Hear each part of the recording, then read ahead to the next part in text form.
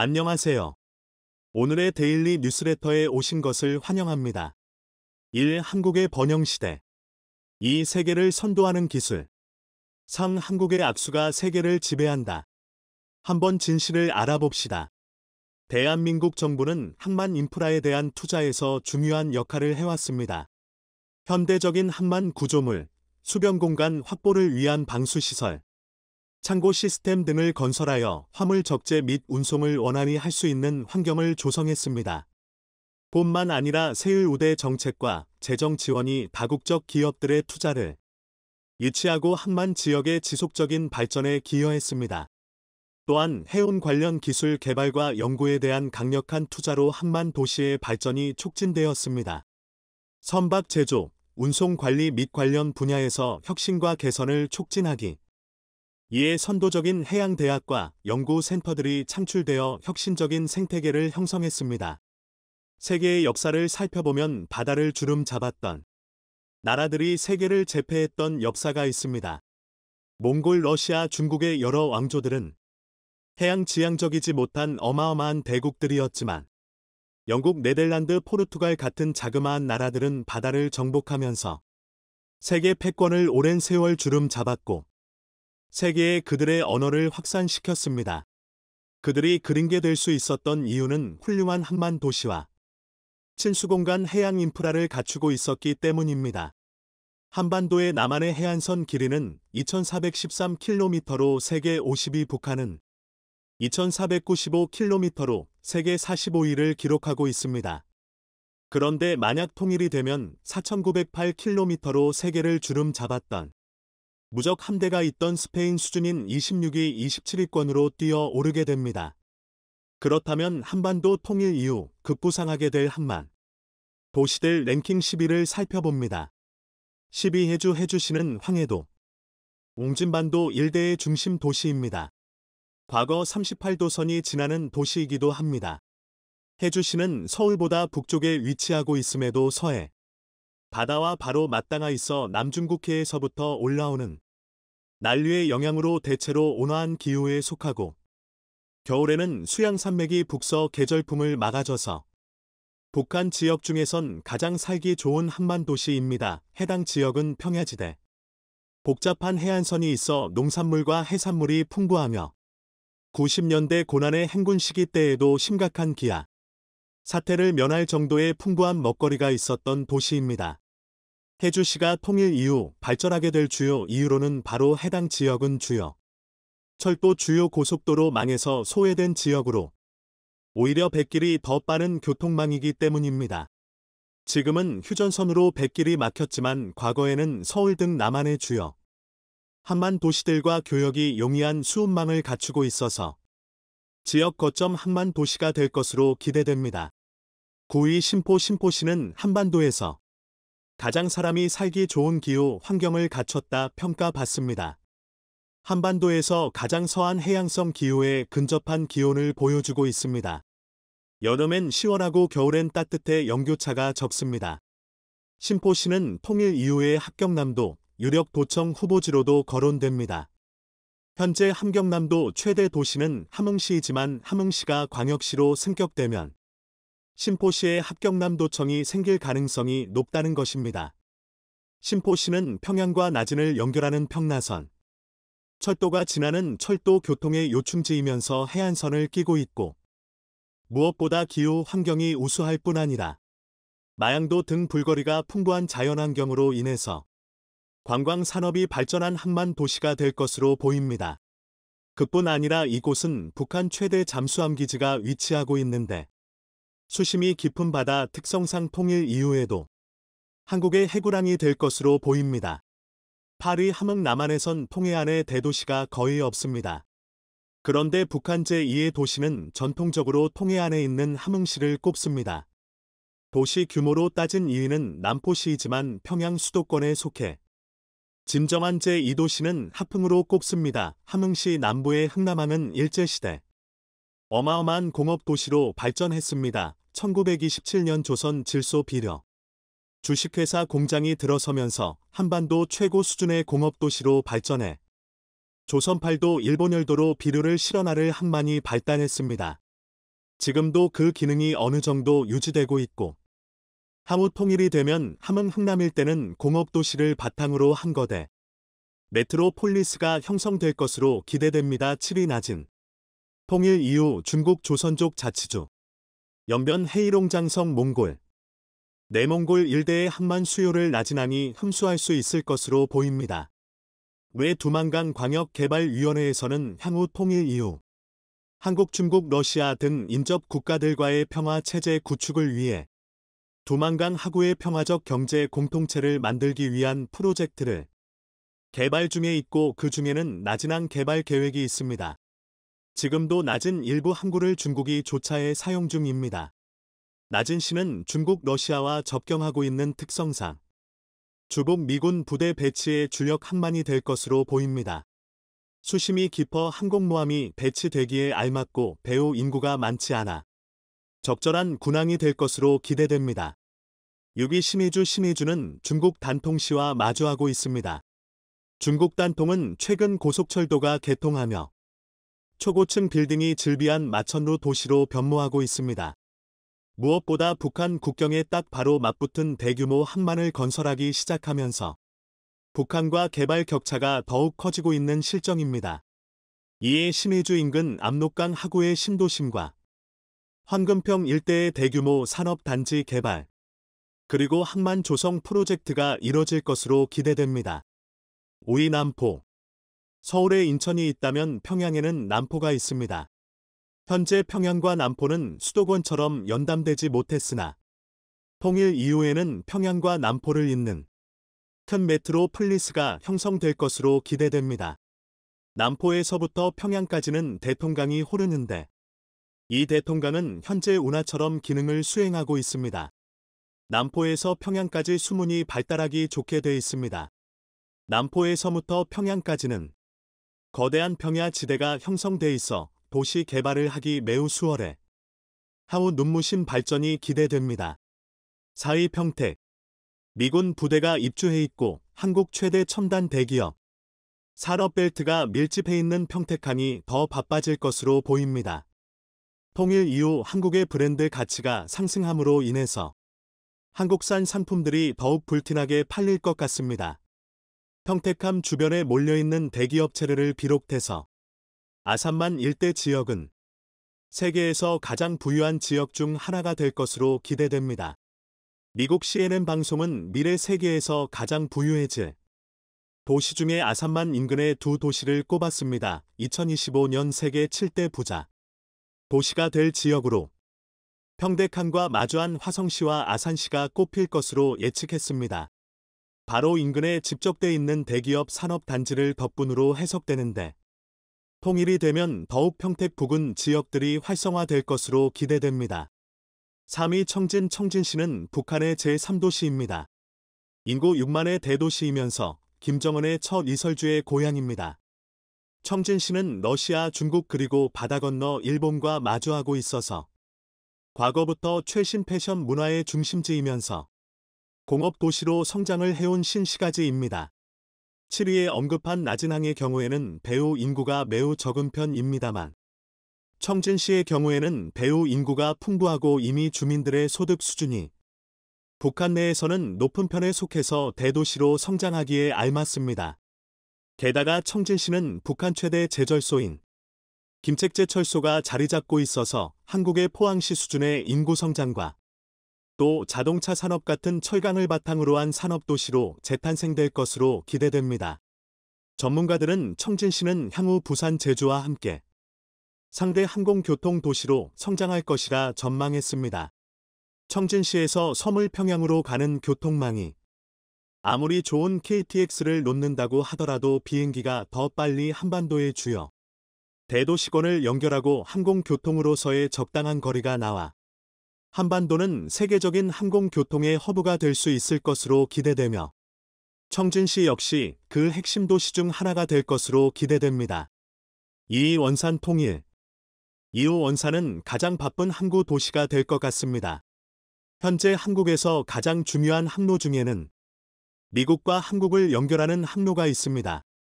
한국에서 매우 큰 비중을 차지하는 댐이 수출 미국으로 수입되는 천연가스 등을 수입하는데 가장 중요한 항로입니다. 그런데 서울 수도권과 부산보다 더 가까운 곳에 원사랑이 위치하고 있고 북미 항로로 가장 가까이에 위치한 장만이 바로 원사랑이기 때문입니다. 원산장 일대는 수심도 매우 깊어서 대형 선박이 접안하기 용이하고 무엇보다 단순 물류 터미널뿐만이 아닌 아름다운 해변 관광 리조트 시설들이 즐비해서 한반도에서 서울 부산에 이은 새로운 거대 도시로 바뀌게 될 가능성이 있습니다. 원산에서부터 하은까지 이어지는 거대 메트로폴리스가 형성이 되면 한반도의 미래를 담당할 새로운 성장축이 될 것으로 기대됩니다. 원산 하품 청진 신포 낮은 일대는 북한에서도 인구 밀도가 높은 동해안 도시들인데 원사랑을 시작으로 마치 남한의 경부라인 대도시권 형성과 흡사한 메트로폴리탄 짤성화가 기대됩니다. 이리 부산 통일 이후 부산은 세계에서 가장 바쁜 항구 도시가 될 것으로 기대됩니다. 이제는 철도로 대륙과 뚫리게 되어 절도 항만 물류의 결절점이 될 전망이기 때문입니다. 통일 이후 부산은 단순 항만 도시가 될 것 같지는 않습니다. 항공교통의 중심지로 도약할 가능성이 거론됩니다. 서울 인천에서 북한 지역의 주요 거점 지역까지는 항공교통을 이용하기에는 조금 애매한 거리들입니다. 그런데 부산에서는 항공교통이 가장 경제성이 좋은 거리입니다.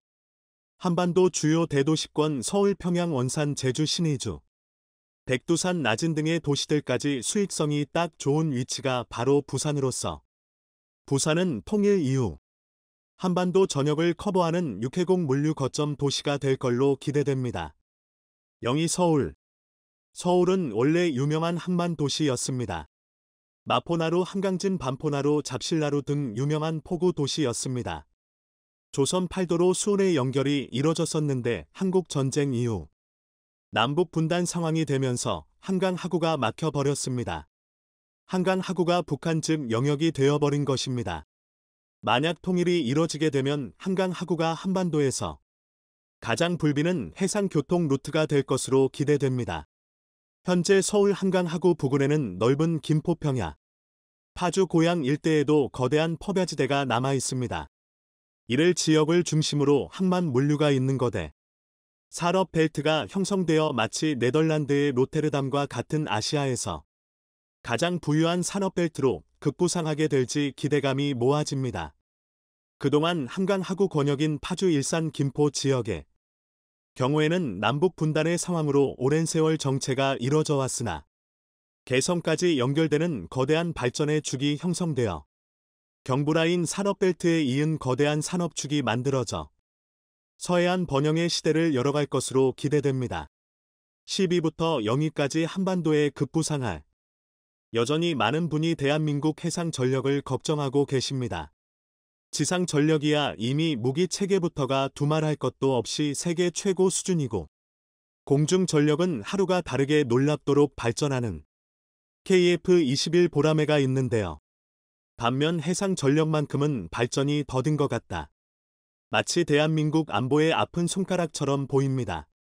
그러나 비교적 최근 상대적으로 주목받지 못했을 뿐 대한민국은 이미 세계 10손가락 안에 들 정도로 막강한 해상 강국입니다. 특히 세계 최고의 제조업 기술력을 바탕으로 한 선박 건조 능력은 미국마저 안달이 나게 할 정도인데요. 그래서 준비했습니다. 오늘은 세계 1위에 빛나는 대한민국 선박 건조 기술력에 대해 알려드리겠습니다. 최근 미 해군 소속 톰 앤더슨 제독이 비밀리에 대한민국 조선소를 방문했다는 사실이 뒤늦게 확인되었습니다. 앤더슨 제독이 방문한 조선소는 흔히 조선 빅 3부라고 불리는 한국조선해양, 대우조선해양, HJ중공업 등이었는데요. 이로 인해 전 세계 군사 관계자들과 전문가, 외신 사이에서 대한민국 조선 업계가 가장 주목받는 화두로 떠오르고 있습니다. 그도 그럴 게 톰 앤더슨 제독은 그냥 지휘관이 아니라 미 해군 내에서 굉장히 특별한 조직을 이끌고 있는데요. 바로 미 해군의 선박 프로그램 집행국, 일명 PEO-10입니다. 왜 그렇게 언론과 전문가들이 초유의 관심을 보이고 있는지 납득이 가는데요. PEO시프스는 구축함, 상륙정, 특수목적선뿐만 아니라 잠수함과 수상함, 그리고 군수지원함에 이르기까지 미 해군이 사용하는 모든 전투용 선박의 개발과 조달을 책임지는 조직입니다. 한국으로 치면 함정만 전문으로 취급하는 방위사업청이라고 할 수 있는데요. 즉 전 세계를 누비는 미 해군 조달 사업 수장이 대한민국을 대표하는 조선소 3곳을 찾은 것입니다. 그리고 이로 인해 대한민국에서 미 해군 함정 건조 사업을 수주할 확률도 기하급수적으로 높아졌는데요. 그런데 일각에서는 톰 앤더슨 제독의 방문을 그저 희망적인 시선으로만 바라봐서는 안 된다고 주장합니다. 지금까지 PEO시프스가 보여준 행보를 보면 지나칠 정도로 동종업계 간의 경쟁을 부추겨서 단가를 후려치는 경우가 대부분이었기 때문인데요. 그렇다 보니 출혈 경쟁으로 대한민국이 수주에 성공하더라도 오히려 미치고 장사하는 것 아니냐는 우려 섞인 목소리가 나오는 것입니다. 하지만 결론부터 말해 대한민국이 미국의 아쉬운 소리를 할 가능성은 현저히 적습니다. 우선 미국이 함정 건조를 대한민국에 맡기기로 결정한 순간이 게임 끝입니다. 한국은 2000년대 초반에 들어서야 본격적으로 조선 사업에 뛰어들었는데요. 비교적 후발주자인 만큼 온갖 풍파와 위기가 있었지만 한국은 줄곧 세계 1위 자리를 선도해 왔습니다. 쉽게 말해 경쟁을 붙이려 해도 가격과 품질, 납품 기한 등 모든 면을 고려하면 대한민국을 따라올 나라가 없다는 것입니다. 실제로 전 세계 조선 업계에 대한민국의 이름으로 새긴 세계 최초, 세계 최고 타이틀이 한두 개가 아닙니다.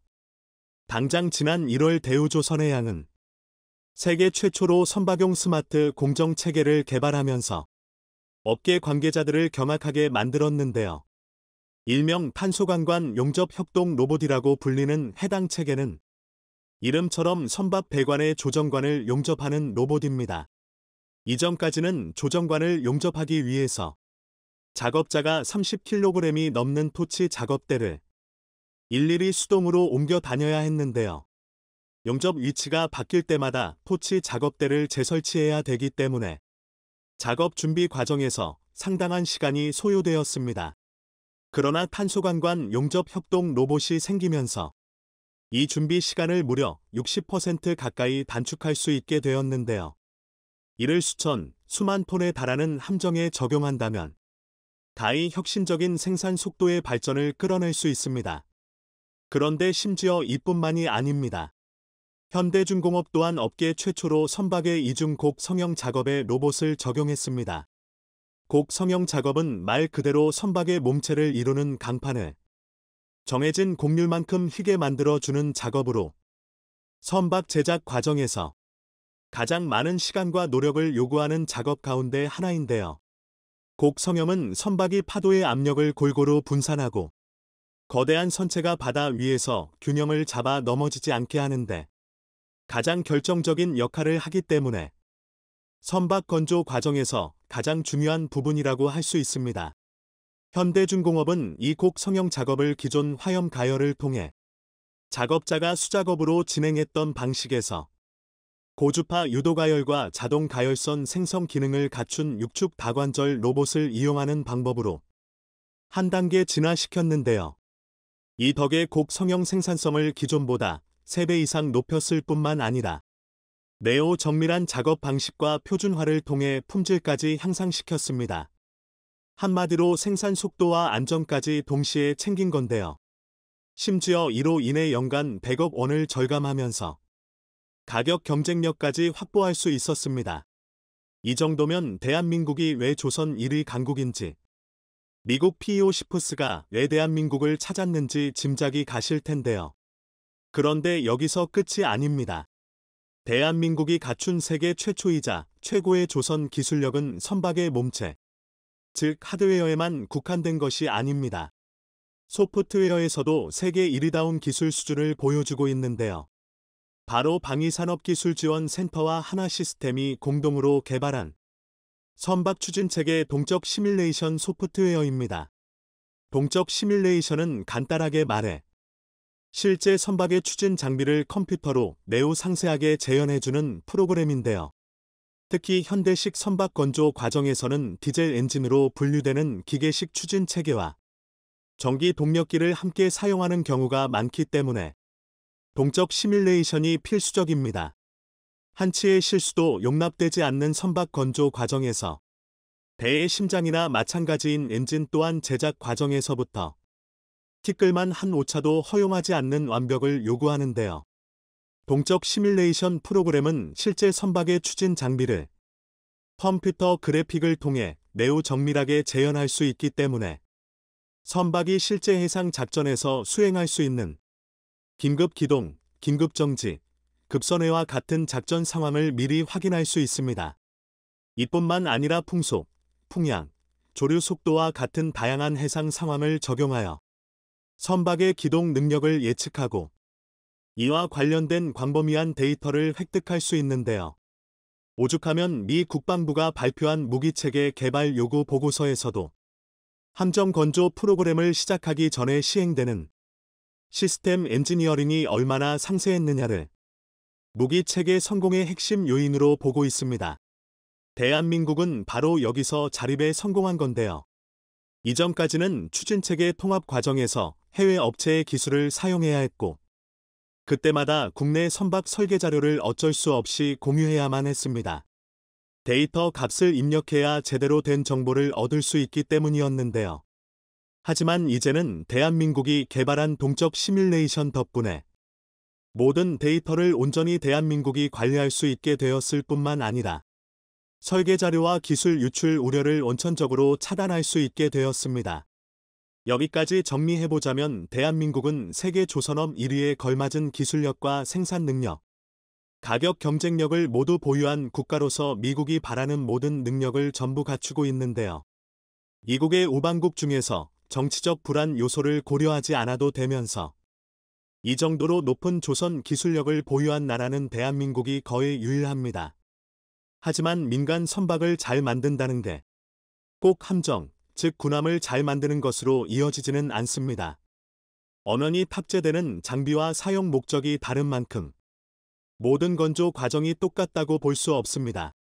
그렇기에 일반 선박을 건조하는 능력만 보고 군함도 잘 만들 수 있을 것이라 판단해서는 안 되는데요. 그러나 이 부분에서도 대한민국은 지금도 전 세계 5대 양을 누비고 있는 세계 각국의 함정을 건조한 몇 안 되는 군함 수출국 중 하나입니다. 실제로 대한민국은 인도네시아, 페루, 필리핀, 말레이시아뿐만 아니라 영국의 타이드 스프링호와 베네수엘라의 시우다드 볼리바르호 같은 대형함을 건조했는데요. 반도체 패권 경쟁이 날로 격화되고 있는 가운데 대한민국의 1, 2위 기업이 회심의 카드를 꺼내며 대반격을 예고했습니다. 현재 전 세계 파운드리 점유율 1위의 대만 TSMC는 CEO가 모두 대만계인 엔비디아와 AMD와 손잡은 덕분에 몸집을 키울 수 있었습니다. 그리고 애플 물량까지 받아 안정적인 매출을 바탕으로 글로벌 파운드리 시장의 주도권을 칠 수 있었습니다. 기술도 기술이지만 이런 전략 덕분에 지금의 자리에 오를 수 있었다는 게 반도체 업계의 평가입니다. 그런데 삼성의 추격도 결코 만만치 않은 상황으로 최근 이재용 회장과 엔비디아 젠슨 황 CEO가 미국의 한 일식집에서 회동한 장면이 언론에 노출되며 TSMC에게 위기감을 안겨줬는데요. 최근 챗GPT 등 시반도체 수요가 증가하면서 반도체 업황 반등이 가시화되고 있다는 전망이 나옵니다. 실제로 얼마 지나지 않아 엔비디아가 차세대 고성능 GPU의 TSMC 대신 삼성의 3나노 파운드리를 활용할 거란 예측이 나오며 분위기가 달라졌음을 짐작케 했습니다. TSMC의 3나노 미세공정 반도체 생산 단가가 지나치게 높은 반면 성능 개선은 5나노보다 크지 않은데 삼성이 기술로 치고 올라가면서 최신 3나노 공정에서 삼성이 엔비디아 물량을 가져갈 수 있다는 얘기가 나오고 있습니다. 그런데 이번에 삼성이 현대차와 처음으로 손을 잡아 전 세계적으로 화제가 되고 있다고 하는데요.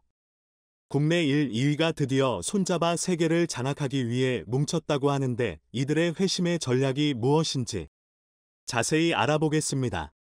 최근 글로벌 반도체 업계에선 드디어 올 것이 왔다는 이야기가 확산되고 있다고 합니다. 다름 아닌 삼성과 현대차가 차량 반도체 분야에서 손을 잡기로 했다는 소식이 전해지면서 반도체 업계에 엄청난 긴장감이 휘몰아치고 있는 건데요. 가뜩이나 반도체 패권을 두고 각국이 치열하게 경쟁하고 있는 상황에서 글로벌 시장에서 독보적인 지위를 보유한 두 기업이 머리를 맞대자 두려움이 벌써 앞서고 있기 때문입니다. 반도체 업계에 따르면 최근 현대차가 첨단 운전자 보조 시스템, 어데스와 인포테인먼트를 구현하는 핵심 칩 설계와 생산을 삼성에 맡긴 것으로 확인됐습니다. 반면에 삼성은 현대차가 요구하는 사항을 받아 해당 칩을 설계하고 선단 공정에서 생산을 해주기로 했는데요. 해당 소식이 글로벌 반도체 업계를 발칵 뒤집어 놓은 이유는 현대차와 삼성이 반도체 위탁 설계와 파운드리 계약을 맺은 게 사상 처음이기 때문입니다. 글로벌 시장에서 이름을 날리고 있는 두 기업의 험업이 비교적 쉬울 수도 있었을 텐데 어려웠던 건 선대 층수 시절 삼성자동차로 불거졌던 견제가 있었기 때문입니다. 실제로 이런 이유로 국내 양대 그룹이 협업하리라곤 그 어느 누구도 쉽게 생각하지 못했을 겁니다.